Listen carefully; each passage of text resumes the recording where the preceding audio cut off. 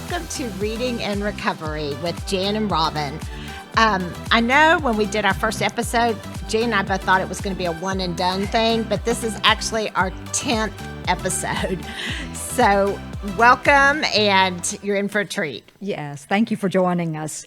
Today, we would like to thank Recovery Resource Council for sponsoring our show. We will hear more from Jason at the end of the show about the event and about Recovery Resource Council. We are so fortunate today to have Jason Starkey joining us. Jason is a former NFL player who played for the Arizona Cardinals for 4 years. Growing up in West Virginia, Jason was the captain of an undefeated Division I football team. He received a scholarship as a walk-on at the University of Marshall, where he played alongside Chad Pennington. With more than 15 years of sobriety, Jason travels to colleges and treatment programs, sharing his story of recovery and inspiring hope and insights onto how to conquer addiction. We are happy to welcome you, Jason. Hi, Jason. Hello, ladies. How are we doing today? Well, we're doing fine now. We appreciate you joining us. It is my pleasure. Thank you so much for having me. Congratulations on your successful podcast. I'm glad it wasn't a one and done arrangement. I know. Well, we have laughed. It's been one of those things. We've gotten ourselves into a few little troubles over the years, but this is one of the better things we've done. Yeah, so, and it gives us an excuse to get together. So we always have fun. Well, we're going to start. One of the first things I wanted to ask you, first, I'd like you to tell us a little bit about yourself and your family. And then after you do that, you've been sober for 15 years. And you mentioned to us that now your brother has been sober for 7 months. And I'm kind of wondering if this runs in the family. So if you just give us a little background and tell us more. Of course. Well, I'm a product of the hills of West Virginia. This accent was not Texas born. I'm a hillbilly by nature. I'm the youngest of 3 boys, which is to say I used to get picked on a lot growing up. And, I moved out to Arizona to, do some things we'll talk about later in this podcast. But as it pertains to getting sober, I got sober 2006. And then, just the way of life and the way it changed and the way that I changed and the way of just giving back and trying to help other people find sobriety and making that my life's passion. It was just amazing how life went full circle. And I got the opportunity to introduce my eldest brother, a retired Marine, served this country for 20 years and definitely an alcoholic, but he needed to realize that for himself. And he did last summer when we were on vacation. And I got the opportunity just to tell him what life looked like without drinking. And he kind of had seen it, exhibited in my life for the last decade and a half. And so he was willing to try it. And I'm pleased to report he's been sober for over 7 months, and he's really connected and doing great things. As to your question, I believe there is signs of alcoholism that run in my family. This disease really wasn't discovered, if you will, until the late 30s. But my family tree, I believe, has alcohol involved in it all the way dating back, it's probably 4 generations. So I think there's a correlation there. I just, I'm not one to say who is or isn't. I think I've got a few in my family that would qualify. Jimmy was one of them. Now I'm glad he's one of us. So good. Great. Well, being a professional football player, I know you've encountered a lot of injuries, and you said you have a high tolerance for pain. So it took more than the normal opioids for pain for you. And I'm wondering, where did you turn to when OxyContin wasn't enough? Yeah, great question, Robin. So, I was introduced to pain medication actually when I was playing in the NFL. It never really taken any prescribed narcotics before leading up to that. I injured my shoulder playing the San Diego Chargers going into the second year of my career. And it was pretty significant. It was acute trauma, if you will, that definitely needed to be treated as it relates to pain. And so it was through the advice of one of my teammates who, unbeknownst to me at that time, was a walking pharmacy. He had 27 surgeries at that point in his career. He'd won a Super Bowl and and dealt with a lot of adversity as it pertains to health. So I thought no one better to ask than him. And he basically just opened up the lapel of his jacket and gave me some Percocets, said, take these and don't tell anybody. Everybody's afraid they're going to get cut in that league, and you're constantly looking over your shoulder, living in fear. And I was definitely a product of that. So I try to manage my pain throughout my 4-year career by taking a lot of Percocets and built up that tolerance you spoke of. Now, when I was finally removed from the Arizona Cardinals roster and put on injured reserve, and when the head coach was very gracious, gave me the opportunity to fix my shoulder and other injuries and paid for the rehab and honored that year's contract, which was substantial. When it finally got time for that doctor to prescribe me prescription, it didn't really work. And so that's when Oxycontins was introduced into my life. And so I took them like an addict. The doctor said probably take one every 12 hours, and I was taking 2 every 6. It just wasn't doing what I was instructed. And then when he quit giving me pain scripts, to answer your question, I turned to the streets and started, finding people and sketchy places to sell me Oxycontins. And then when I ran out of the money to pay for those, I found heroin. And really, I gotten to a point of physical addiction that I just couldn't stay well. I mean, I was physically ill, for hours and days on end. So I'm not proud of that part of my story, but it's definitely a part of my story. I'm a recovered heroin addict, and never thought when I was a kid growing up that's what I was going to be. But here I sit, in the streets of Arizona, just trying to score enough dope so that I'm not dope sick. Okay. Well, Jason, one of the things, and I know that you mentioned that you were homeless for a time, but you had said you found yourself on the dirty floors of a treatment facility in the summer of 2006. Being homeless, what exactly was it that got you to that point to make the decision to be sober? Great question. Yeah. So I've been married to my wife for a few years, and she eventually figured out that life with me high and drunk was no life that she wanted to lead. So she made what I'm sure was a tough decision to kick me out of our house. And so, yeah, I was homeless for almost 2 months in the streets of Phoenix, Arizona in the summer of 2006. That same woman intervened in that situation and offered me an opportunity to go to a facility for recovery in Knoxville, Tennessee. And it was in this facility about 2 weeks in when I was really faced with the facts of my disease of addiction and the resultant consequences of the powerlessness and unmanageability around being an addict and alcoholic, that I just came to a point where I was willing to make a decision to surrender control, if you will, to the God of my understanding. So on the dirty floors of a treatment facility in Knoxville, Tennessee, I basically came to the conclusion that I couldn't figure this out. And if it was even possible, I was going to need some divine intervention. And so I called for it on that night and had my first spiritual experience. And it was a good night's sleep, which didn't really happen for me. I was always just passing out. And so that's really how I got to the point where I was willing to turn my will and my life over to the God of my understanding and make a decision to do everything I was asked to do in this 12-step program I was being introduced to. I love the saying, God's doing for you what you couldn't do for yourself, because it happens all the time. And anyway, you told us before that Celebrate Recovery played an intricate role in your early sobriety and brought you to the God of your understanding. And will you share a little bit about your path to recovery after you left the treatment center? What did that look like? Absolutely. So, treatment centers on average is a 30-day experience, and mine was no different. And after that, I had the willingness to stick around and go to a sober living environment, which was connected with that same facility, which gave me, certain rights, and a car eventually became one of them. So, I'd plan my day around going to a meeting, and eventually I had a couple people in my life that turned me on to a thing called Celebrate Recovery. And it was going on in Knoxville, Tennessee.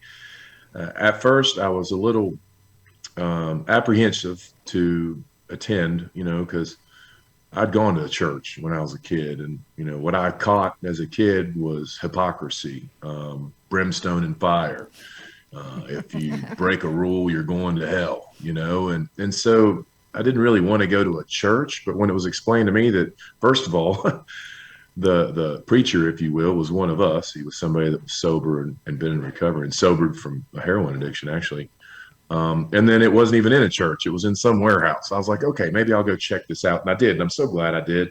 I love music. And I remember walking in my first Thursday night and my first Celebrate Recovery service. And this beautiful young redhead was on the piano and singing an incredible song. And it just really touched my heart. And that gave me enough motivation just to come all the way in, sit all the way down, and listen to the message. And so that became my Thursday night routine for weeks, which turned into months, and it really helped facilitate an opportunity for this church damaged kid, if you will, to reestablish a relationship with the God of my new understanding. It was a beautiful foundation that was laid that has planted a seed that's blossomed into a great life. I love that. Well, you've talked about your friendship with former New York Jets quarterback Chad Pennington and his father, Coach P. Could you tell us about this friendship and how the two of them ended up being so instrumental in your recovery? Yeah, this is a pair of men in my life that really showed up in a powerful way.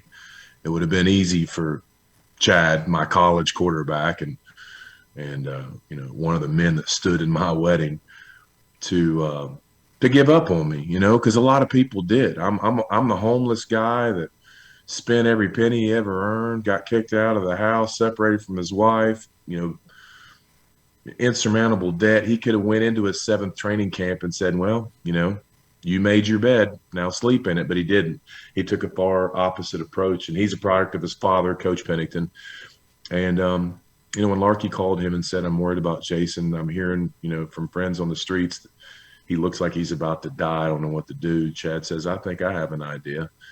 And so, Chad funded the entire thing.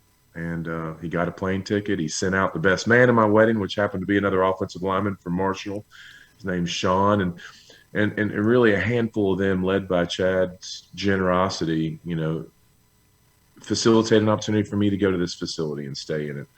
And now I'm in sober living. Coach P is the one that picked me up at the airport, by the way. And Coach Elwood's his name. He was always at the games. And, because he was the father of the Heisman candidate quarterback, he got VIP access. He's in the locker rooms after games. And, at that time of my life, I knew Coach was a believer. And I knew he probably was looking at me through a different pair of glasses, because I was the guy orchestrating the keg party after the game. And so I always just kept at arm's length from Coach, but he's the guy that picked me up at the airport. He's the guy that wrote the check. He's the guy that hugged me when I cried and checked me into that facility. He's also the guy that came and picked me up for weeks on end when I was in sober living to take me to his house or the marina that Chad owned, and gave me humble jobs like spreading mulch or cleaning gutters, just to earn $1 or $2, but really to have some dignity in my life. And he did all this while just sharing and being transparent about his relationship with his creator. And he didn't do it aggressively. He had a beautiful technique and approach.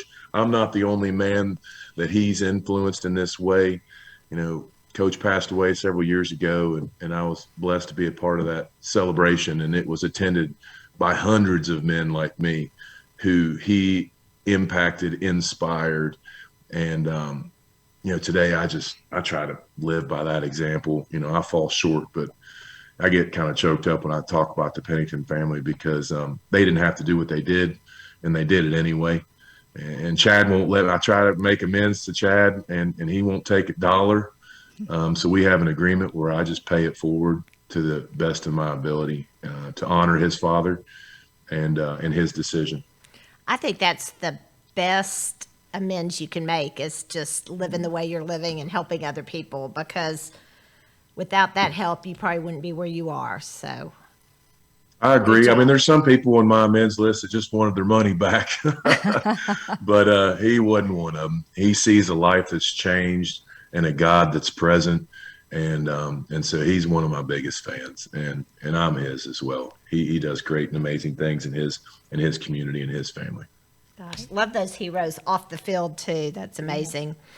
You met and married your wife, who we love her name, Larkie Starkey, and y'all went on to have 3 kids. And I'm wondering, before she kicked you out of the house, I'm sure she didn't just do it first time you came home drunk or high or whatever. What kind of led up to that, and how did your addiction affect your marriage and your family life? Of course. One small correction: she has 3 kids. I'm one of them.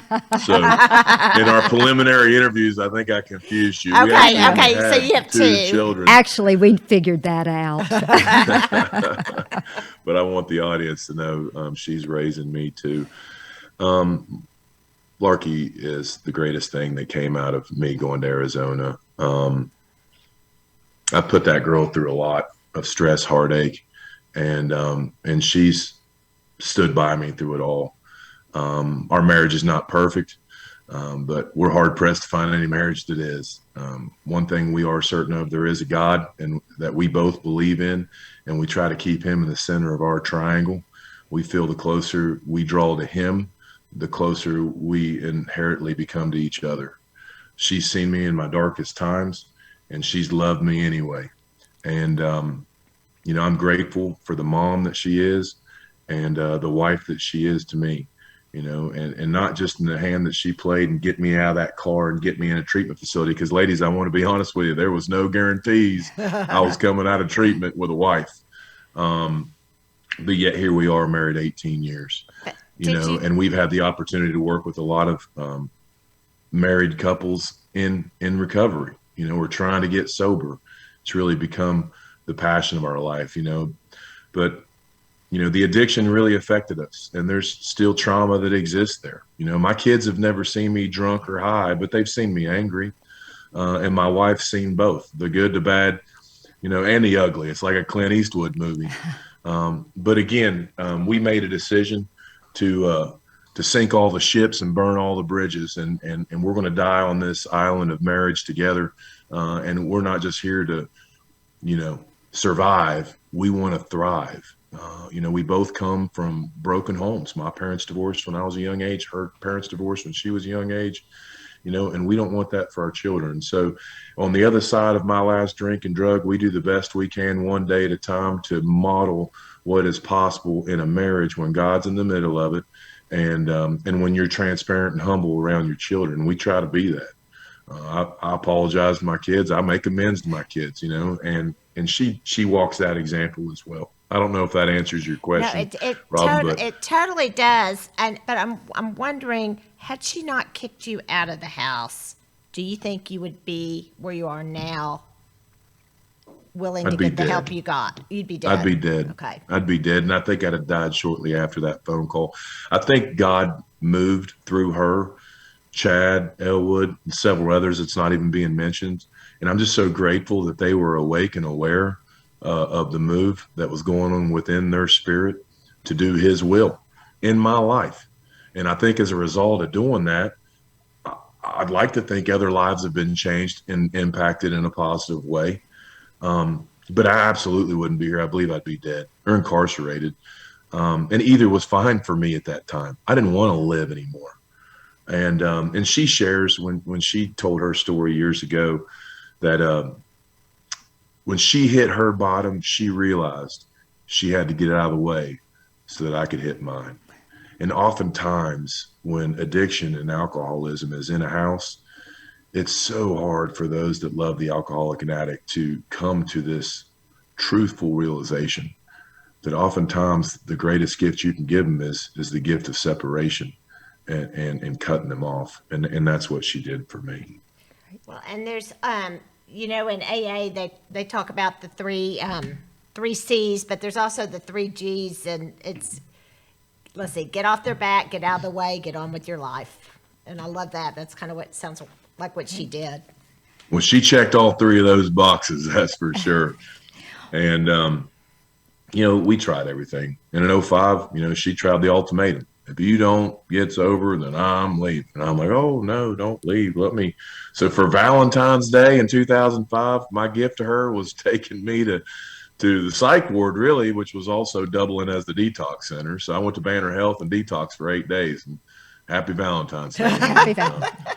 But that didn't stick because I was doing it for, everybody but me. And it takes what it takes for knuckleheads like I. But I'm just so glad that she didn't give up on me.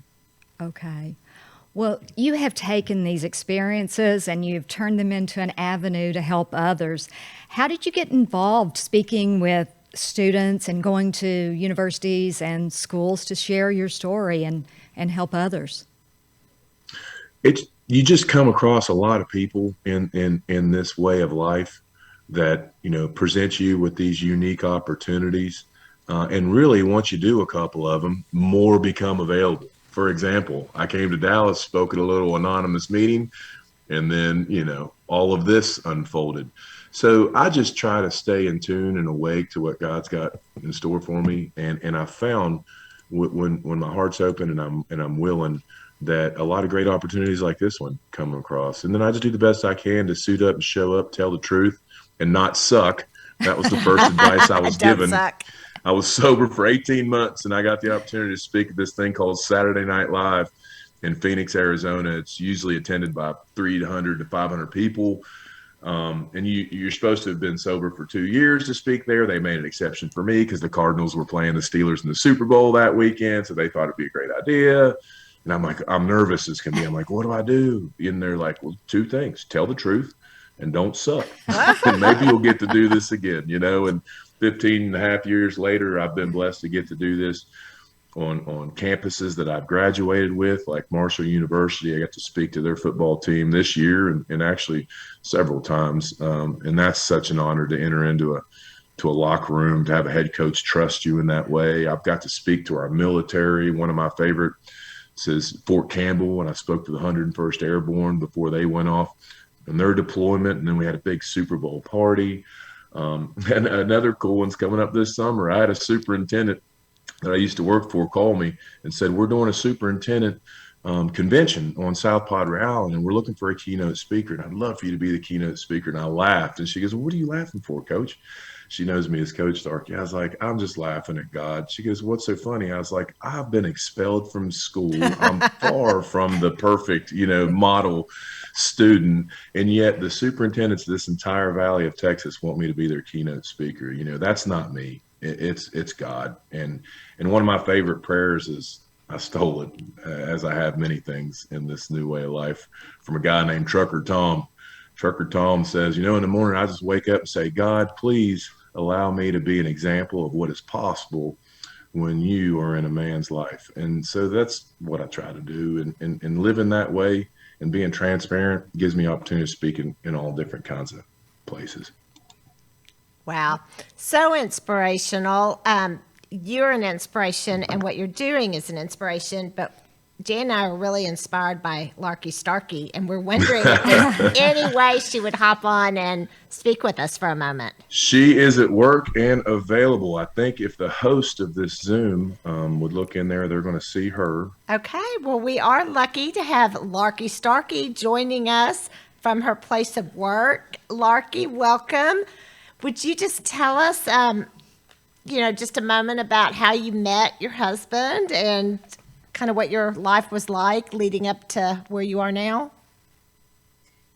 Well, we met, yes, I am an athletic trainer. I was working in a physical therapy clinic, and I had known a few of the players from before. So they, just through conversation, I had said you should come into the clinic. My boss at that time was very good. And so he did. And so that's how we met. And I mean, it was kind of a quick relationship. I guess we kind of just clicked right away. So yes, we met and we dated, I want to say, I think for 2 years, and then got married. And I mean, I did notice that there was some intense, I guess, addictive behaviors, but I kind of just, me not really knowing what was going on either, assumed that that was just a phase. He was young. He would grow out of it. Situational. Kind of just the naive, clueless things that happened in the beginning of the disease. So I jumped in. I decided to say I do, and we got married, and quickly, really on the honeymoon, the true colors started to show, and I thought, yeah, this is. I don't think I can change him. I don't think this is something that I have control of, and now I'm in it. So I think it was the first 3 years of our marriage were pretty volatile, in active addiction. He had gone to treatment 3 times within that time, and with methadone clinics and treatment facilities, and it just wasn't clicking. We're grateful now, but at the time we thought, we would have a family, and I had 2 miscarriages in between, in the middle of all that. So, Lark, what I explained to them before you came on to this Zoom, and thanks for joining us, honey. I know you're at work. When I heard you share your story at a convention in Arizona, one of the most profound things I've ever heard shared from the podium was when you said that when you hit bottom, you realized you had to get out of the way so I could hit mine. Why don't you talk a little bit about what was going on at that time in our marriage? Yeah, he picks a speech that I did, I guess, probably 10 years ago, and puts me on the spot. Thanks. But I think that day of the realization that kind of being on the other side of not being the addict, what is our rock bottom? I didn't really understand when I was going to hit mine. And I just was so stubborn that I thought, I'm just going to stick this out. I can do it. I'm not the one with the problem. Why do I have to be the one to leave? Why do I have to give up everything? And so it wasn't until I realized that if I don't, and I thought, I could save him. And there was a part of me that kept staying because I was afraid he would die if I wasn't there. And I thought he's either going to burn the house down or he's going to die if I'm not there. And my moment of rock bottom was when it was violent. And I thought to myself, I'm going to be the one to die here if I don't get out of the way. I can't stop him. He's a running train. And I kept trying to hold this train back. And what was going to happen is I was going to be the one to get run over. So I thought, I just need to save myself. And once I started to save myself, and started to have some peace and clarity after a couple weeks, I'm watching him on this runaway train.